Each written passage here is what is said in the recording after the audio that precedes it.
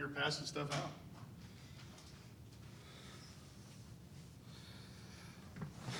I'm guessing you know all that stuff he's passing.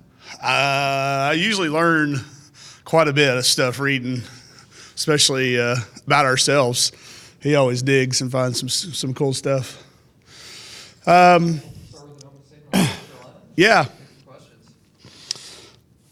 Present numerous challenges, too many to cover in one press conference.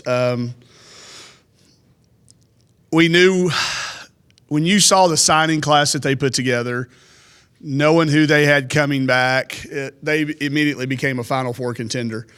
You don't ever know how freshmen are going to react.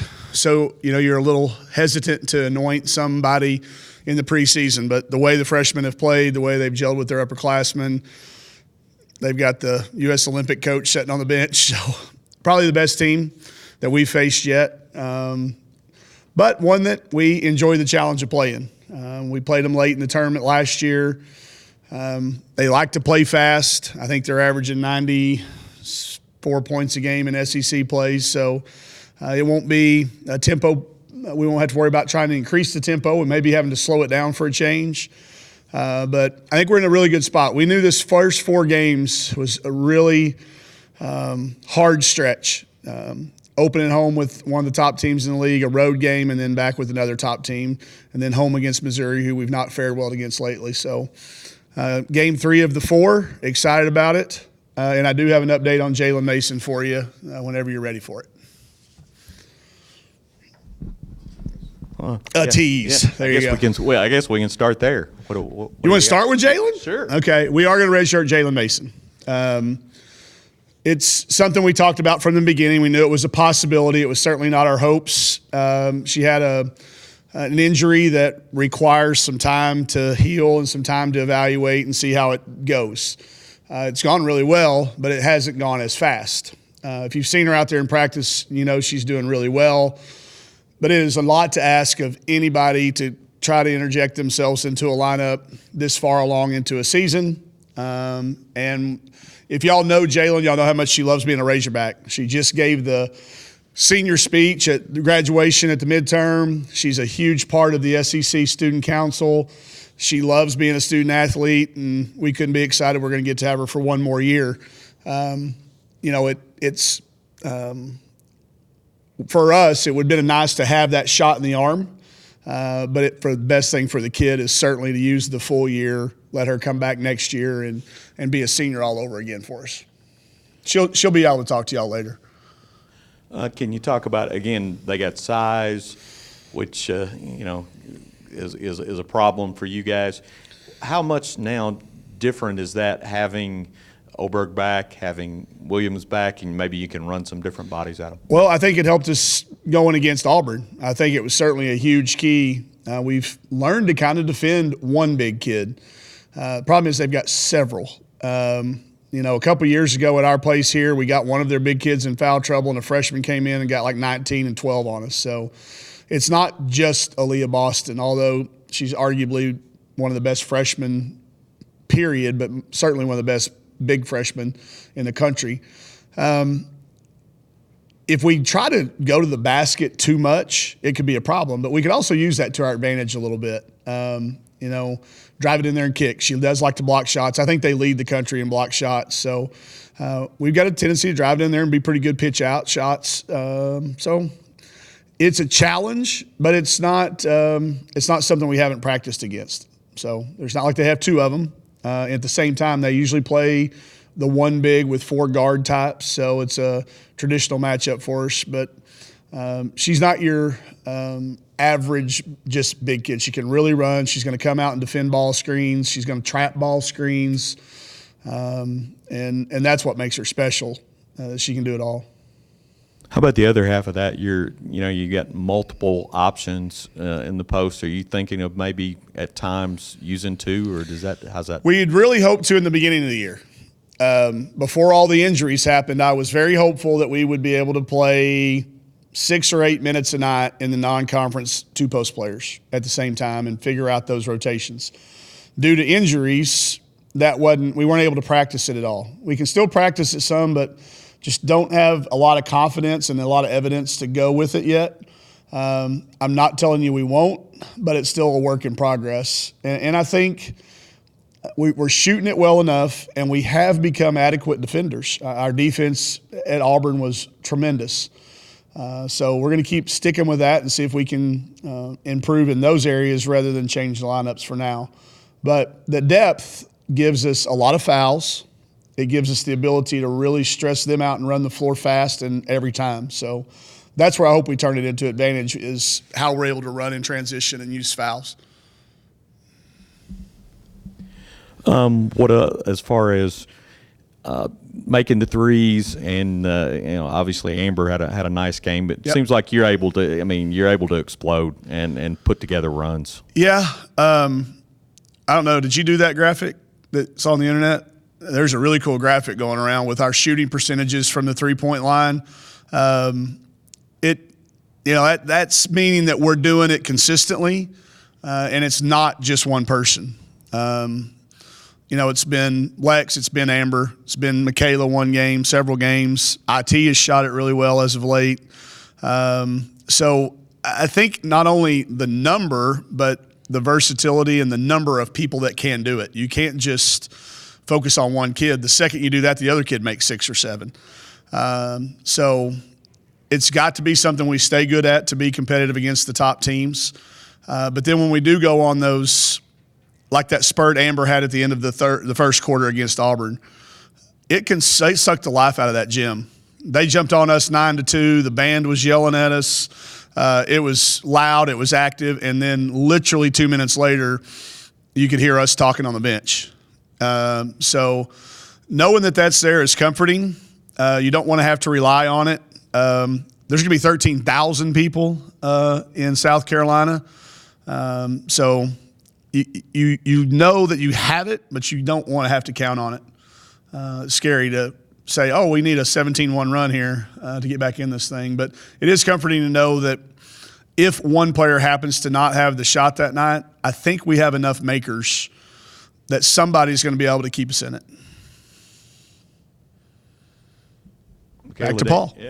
Michaela Daniel, nice bounce back, had a nice night, nice afternoon on Sunday. Really good. When you consider that Auburn's stated goal for the last 8 years is we're going to take it from you. We're going to steal it from you. We're going to steal it from you, and we're going to try from tip to buzzer. They didn't from her. And she really managed the game. And then the second she came out, IT comes in and gets 5 assists in 4 minutes, throwing them to she assisted Amber on every one of those threes. So, again, that little pop, Michaela comes in, gets you off to a great start, and then IT comes in and just takes it into another gear. So, and then they bounced back right after each other, really defended well. They were a huge part of the double teaming in the post, too, and scrambling out of it. So, Michaela, good bounce back, and IT continues to play really good. Anything that surprised you out of the SEC thus far? Overall, well, not really. It's still a little early. I've said all along that I think we've all picked Alabama way too low. Brett got to call that game the other night. I think their game at home against South Carolina proved that. I think the other thing that we've starting to see is anybody's going to be able to beat one level up or down. I think there's 4 probably tiers in our conference right now. Maybe we got an East, West, North, and a South this year. We've had it in the divisions in the past, but I think it looks like South Carolina and Texas A&M are playing at a really high level with Kentucky and Tennessee and Mississippi State as well. Then there's about 5 or 6 of us in the middle, and 7 or 8 of us that are going to be beating each other up. So I do think people could maybe win up a level or down a level. But it's going to be really hard to go 2 or 3 levels if you're trying to be the top team from the bottom. I think it's going to be hard this year. What do you guys have to do to get out of that middle that we've talked about the last couple of years?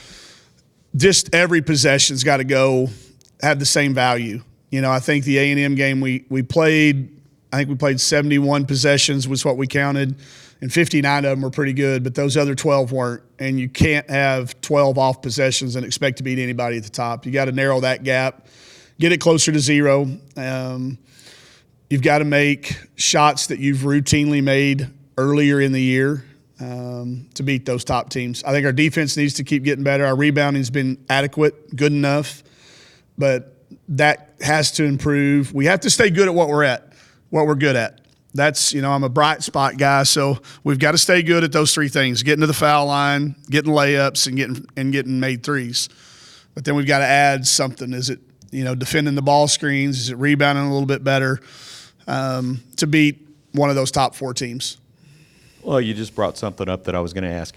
You make 10 out of 11 free throws in the first half and then don't shoot another one in the second. It was kind of odd. It was odd.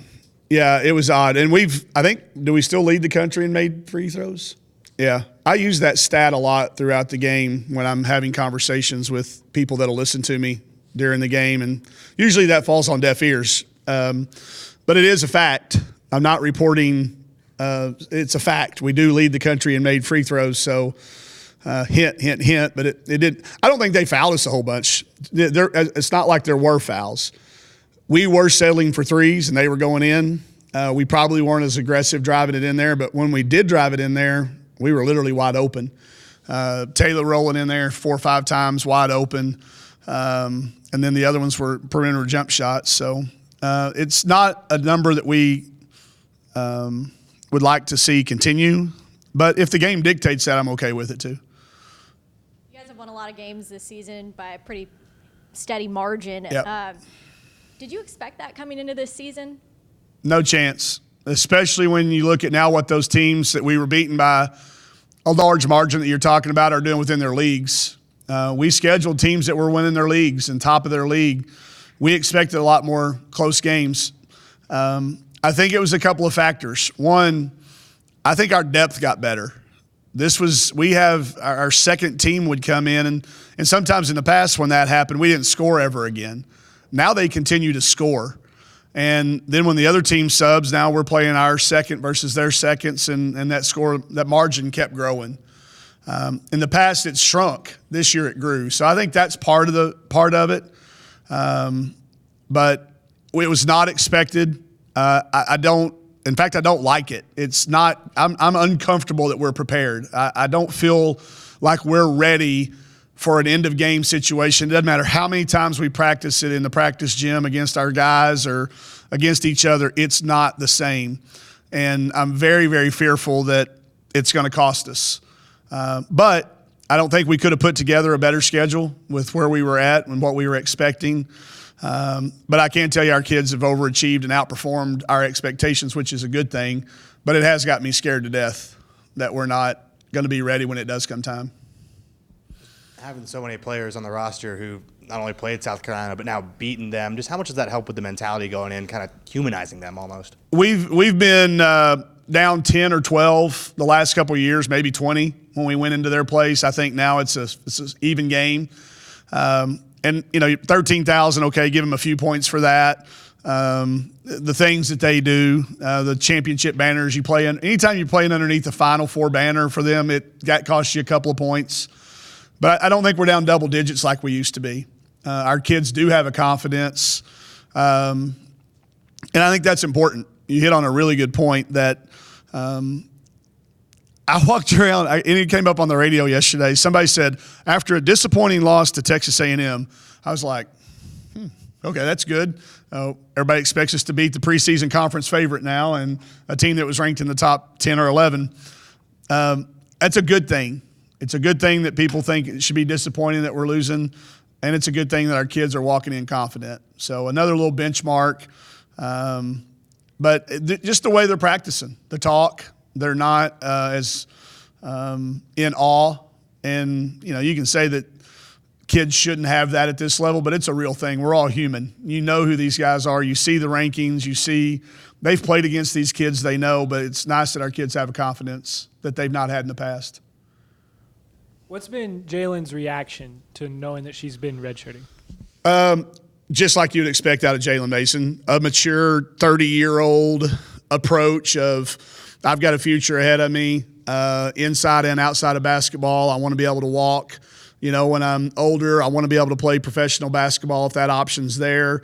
It was very well thought out. If you know this kid, she's got a computer laptop full of questions, and she checked the boxes off. And we've been talking about it literally every week since it happened. How do you feel? What do you think? Let's not rush this. We could have easily have said at the beginning of the year, she's redshirting the entire year. But I don't think that would have been – that's just not Jalen Mason. It's a let's see how this thing is going. What's the best thing for the team? What's the best thing 30, 40 years from now? She is a 30,000-foot, big picture, whatever analogy you want to put to it type kid, and it's why she's so special. And she loves being a Razorback. I asked her right at point blank, I said, in this world of – that's my phone, sorry. I thought I hit it off. Go ahead and answer it if you want, Matt. No, just kidding. What was I? Oh, she loves being a Razorback. So, I asked her, I said, hey, you take this red shirt, you're coming back to play for us, right? And she just started laughing at me. She said, yeah, Coach, I love it. I love it here. So those were all things, but whatever's best for that kid. But she handled it very, very maturely. Now she's practicing full speed as the other team's best player. So far, she's been Kennedy Carter. The other day she was, she'll be one of the Zia Cook and Beal and Taisha Harris the next 2 days for us. She's kind of enjoyed that role. She's been a captain for us before every single game. She goes out, meets with the officials. She's still a very vocal person in the locker room and valuable. Just we haven't had her on the court. She kicked our butt in practice the other day too. It was kind of like one of those, but it was also that moment of, man, what would have happened if she were playing 38 minutes a night right now? So I'm interested for y'all to talk to her. She's a neat kid. When y'all talk to her, you'll see exactly what I'm talking about in her maturity and how it's been thought through and thought out. All good?